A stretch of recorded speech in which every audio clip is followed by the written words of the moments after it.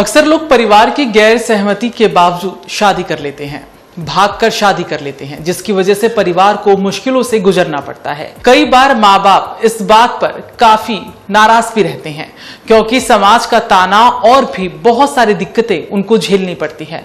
मगर अब मुख्यमंत्री नायब सिंह सैनी ने गजब का तोड़ निकाला है। इसके बाद अब भागकर शादी करने वालों के लिए मुसीबत खड़ी होगी। वो ऐसा क्या नहीं कर सकेंगे? क्या कुछ नया नियम बना है? हरियाणा के माँ बाप को क्यों खुशी है? और भागकर शादी करने वाले, खासकर दूसरे धर्म में शादी करने वालों के लिए बड़ी खबर है। मुख्यमंत्री नायब सिंह सैनी ने ऐसा नियम लागू कर दिया है कि अब बिना सोचे समझे शादी करना भारी पड़ सकता है, खासकर वो लोग जो धर्म छिपाकर या जबरदस्ती धर्म बदलकर शादी करते हैं, उनके लिए मुश्किलें बढ़ने वाली है। ये नियम इतना सख्त है कि जेल और भारी जुर्माना तो बनता ही है। असल में हरियाणा विधि विरुद्ध धर्म स्वपरिवर्तन निवारण अधिनियम 2022 को और कड़ा करते हुए सैनी सरकार ने साफ कर दिया है कि धर्म छिपाकर शादी करने वालों की अब खैर नहीं। ये नियम हरियाणा के माँ बाप के लिए राहत की सांस लेकर आया है, लेकिन भागकर शादी करने वाले, खासकर अंतरधर्म विवाह करने वालों के लिए बड़ी मुश्किल खड़ी कर सकता है। हरियाणा सरकार ने सभी जिलों के उपायुक्तों और पुलिस अधिकारियों को सख्त निर्देश दिए। नए नियम के मुताबिक अगर कोई व्यक्ति शादी के लिए अपना धर्म छिपाता है तो ऐसी शादी को कानूनी तौर पर अमान्य माना जाएगा। हालांकि ऐसी शादी से जन्मे बच्चों को वैध माना जाएगा और उन्हें माता पिता की संपत्ति में पूरा हक भी मिलेगा। नियम यह भी कहता है कि अगर कोई व्यक्ति धोखे, लालच, जबरदस्ती या अनुचित दबाव से धर्म परिवर्तन नहीं करा सकता, चाहे वो शादी के लिए ही क्यों ना हो, अगर ऐसा कोई करता पाया गया तो उसे 3 से 10 साल की जेल और 3 से 5 लाख रुपए तक का जुर्माना भी हो सकता है। और इसके अलावा धर्म परिवर्तन से पहले जिला उपायुक्त को भी सूचित करना अनिवार्य है। धर्म परिवर्तन के लिए धार्मिक अनुष्ठान कराने वालों को भी इसकी जानकारी देनी होगी। धर्म परिवर्तन की घोषणा के बाद 30 दिन तक कोई भी आपत्ति दर्ज करा सकता है। इसका मतलब है कि अब बिना औपचारिक प्रक्रिया के धर्म बदलकर शादी करना लगभग नामुमकिन हो गया है।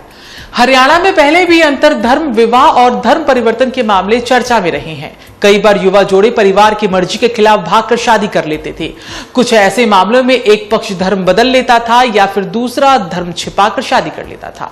ऐसे मामलों में बाद में दिक्कतें भी खड़ी होती थी।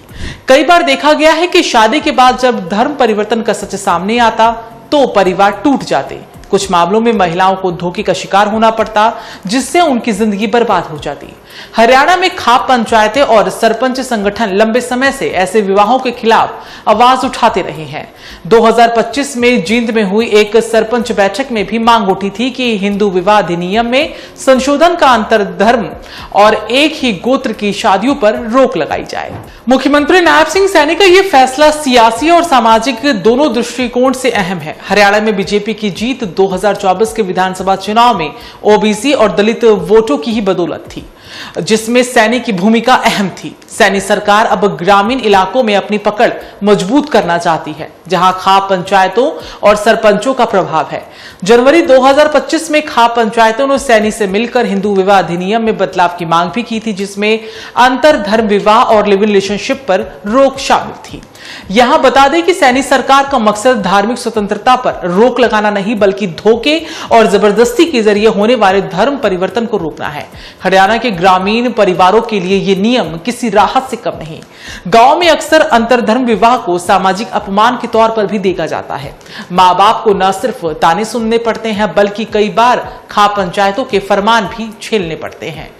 नए नियम से अब परिवारों को यह भी भरोसा है कि उनके बच्चे धोखे का शिकार नहीं होंगे। खासकर महिलाओं की सुरक्षा के लिहाज से यह कानून अहम माना जा रहा है, क्योंकि कई बार देखा गया है कि धर्म छिपाकर शादी करने के बाद महिलाएं मुश्किल में पड़ जाती थी। सैनी का यह फैसला 2027 के विधानसभा चुनाव से पहले बीजेपी की रणनीति का हिस्सा भी माना जा रहा है। हरियाणा में हिंदुत्व और सामाजिक परंपराओं का मुद्दा हमेशा से ही वोटरों को लुभाता रहा है। सैनी सरकार इस कानून के जरिए ग्रामीण और ओबीसी वोटरों को साधने की कोशिश कर रही है। सैनी सरकार के इस फैसले से आप क्या कहना चाहेंगे?